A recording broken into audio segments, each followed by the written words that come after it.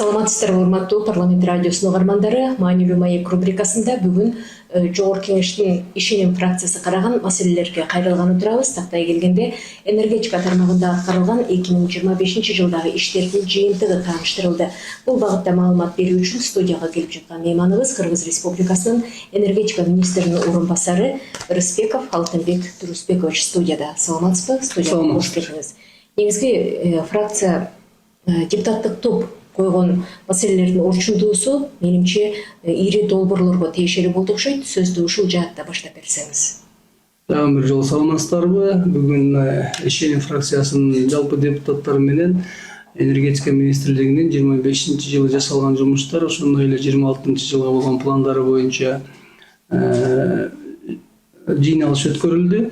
Негизин алып караганда, сиз берген сурооңуз боюнча ири долбоорлор боюнча айта турган болсок, бүгүнкү күндө Кыргызстанда энергетикалык генерацияны көбөйтүү максатында же болбосо ГЭСтерди куруу багытында кандай жумуштар жүрүп атат, ошондой эле ВИЭ багытында, башкача айтканда альтернативдүү булактар боюнча дагы суроолор болду. Негизинен алып караганда, биз баягы бүгүнкү күндө Кыргызстанда болуп аткан электр энергия болгон дефицитти жоюу багытында эки багытта жумуш алып баратабыз деп айтсам жаңылбаймын. Бул кыска мөөнөттүн ичинде генерацияны көбөйтүү боюнча, ошондой эле экинчи багыты бул ири ГЭСтерди куруу боюнча. Негизинен кыска мөөнөттүн ичинде деп айткан бирден бир себеби бул баягы альтернативдүү өзүбүз айтып аткандай күн нурунан электр энергиясы иштеп чыгуу боюнча, ошондой эле шамалдан электр энергиясы иштеп чыгуу станцияларын куруу боюнча дагы чоң багыт боюнча иш алып барып атабыз. Мына президент өзү баш болуп бул тармакта аябагандай чоң жумуштар жүргүзүлүп атат. Эң негизги маселе электр энергия болгон дефицитти жоюу багытында. Кыска мөөнөттө деп айтканыбыздын себеби бул станцияларды курууга 2 жыл 3 жылдын ичинде куруп бүткөнгө мүмкүнчүлүк бар. Ошон үчүн биз баягы кыска мөөнөттүн ичинде бул багыт боюнча жумуш алып барып атканыбыздын бирден бир себеби ошол да. Азыркы күндө айтып кете турган болсок, республикабыздын Ысык көл областынын аймагында булар боюнча катуу жумуштар жүрүлүп атат. Негизги компаниялар менен келишимдер түзүлүп, бүгүнкү күндө физикалык жумуштар жүрүп атат. Мисал катары айтып кетели бир экөөсүн. 25-жылы эле жылдын этегинде декабрь айында Кемин районунда 100 мегаваттык кубаттуулуктагы күн электр станциясы ишке кирген, бүгүнкү күндө иштеп атат. Андан сырткары азыр курулуп аткан, ошондой эле биринчи этабы бүткөн дагы бир Вьетнам компаниясы, Реца компаниясы бул дагы Ысык көл областында кубаттуулук боюнча күндүрүнөн электр станциясын иштеп чыгуу боюнча станциясын курушу биринчи этабы бүткөн. Жакынкы күндөрдө буюрса апрель айынын этегине чейин экинчи этабы боюнча, башкача айтканда 150 мегаватт кубаттуулуктагы экинчи этабын ишке киргизүү боюнча азыр жумуштар жүргүзүлүп атат. Андан сырткары россиялык компания менен дагы жумуш алып барабыз. Бишкек Solar деген компания бар. Андан сырткары Кытай компаниясы бар, Molin Energy деген ошондой компаниялар бүгүнкү күндө күндүрүнөн чыгуучу станциялар куруу багыты боюнча жумуштарды алып барып атат. Эң негизинен айтканда, ал эми узак мөөнөттө дегенде бул ири чоң ГЭСтерди куруу боюнча проекттерди атап айтсак болот. Алардын катарында өзүңүздөргө белгилүү болгондой өтө чоң проекттердин бири бул Камбар Ата 1 ГЭСин куруу. Камбар Ата 1 ГЭСин куруу боюнча дагы бүгүнкү күндө биринчи этаптагы сүйлөшүү жолдору, техникалык экономикалык негиздеменин актуалдаштыруу жолдору бүгүнкү күндө ишке ашып атат. Андан сырткары ушул мамлекеттердин ортосунда келишим түзүү боюнча сүйлөшүүлөр жүргүзүлүп атат. Бул багыт боюнча өзүнүн чоң процедуралары бар. Чоң проект деген чоң проект, сөзсүз түрдө бул учурда өзүн сактап, норма боюнча иштеп, ошондой эле жүргүзүүчү чоң процедуралары бар. Алар боюнча жумуш жүргүзүлүп атат. Ал эми узак мөөнөттө деп айтканыбыздын бирден бир себеби чоң ГЭСтерди курууга жок эле дегенде 8-9 жылдан убакыт талап кылынат, кем эмес. Ошон үчүн бул баягы узак мөөнөттүү деп айтып атканыбыздын бирден бир себеби ошол. Негизги максат ошол канчалык колдон келишинче тездетип дефициттен чыгуу багыты боюнча жумуштарды Министерство энергетика алып барып атат. Энергетиканын кайра жаралуу булактарынын бири катары сиз санап кеткен күн нурунан алынуудан тышкары шамал менен иштөөчү өзүнчө бир булак ишке кирди деп айтсак болобу? Балыкчынын мисалында шамал менен күн нурунан ишке кирди. Бул Кемин районунда деп айтып атам 100 мегаватт кубаттуулуктагы.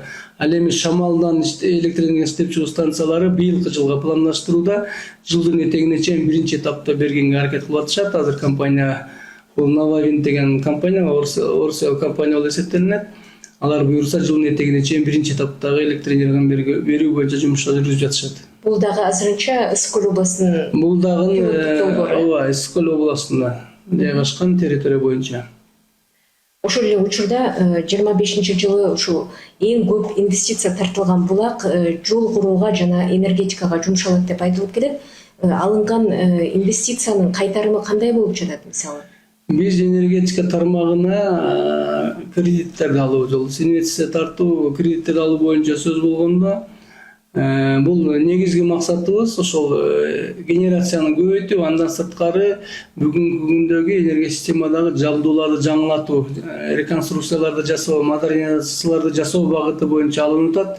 Ал эми кайтарым боюнча айта турган болсок, энергетика тармагы бул ар бир алынган кредиттин ар бир тыйынына чейин энергетика тармагы өзү кайтарат. Бул жерде өкмөттөн же болбосо республикалык бюджеттен эч кандай акча каражаты каралбайт. Алынган кредитти толугу менен энергетика тармагы өзү кайтарат. Демек ортодогу жоготуулар жабылат деген сөзбү?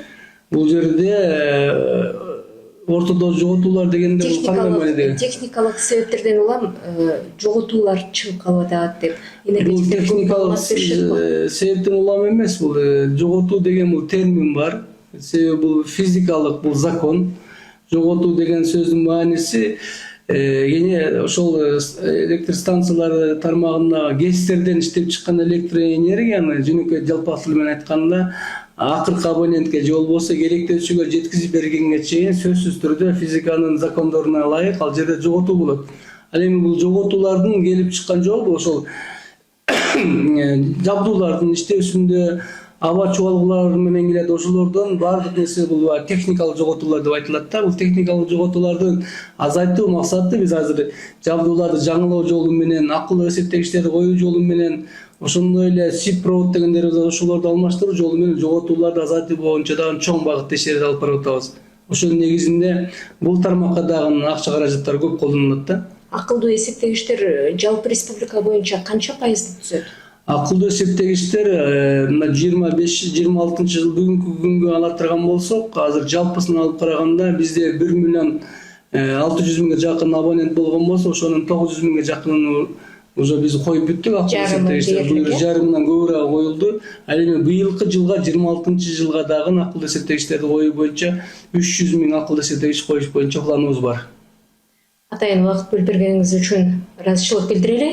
Урматтуу радиогучулар, өзүңүздөр уккандай, Жогорку Кеңештин ишеним депутаттык тобу бүгүн энергетика тармагындагы 2025-жылдагы аткарылган иштер боюнча маалымат топту. Бул багытта кошумча парламент радиосунун угармандарына баяндама жасап, негизги аткарылган иштерге токтолгон өлкөнүн энергетика министринин орун басары Рыспеков Алтынбек Дурусбекович болду. Рахмат сизге. Уктурууну даярдап, ого алып чыккан чыгармачыл топту мен Кипариса Сурахманова, режиссердик пультта Жолдошбек Рысалиев жана журналисттер Майрам Медетбекова, ошондой эле Нурай Таалайбек кызы кызматта болушту.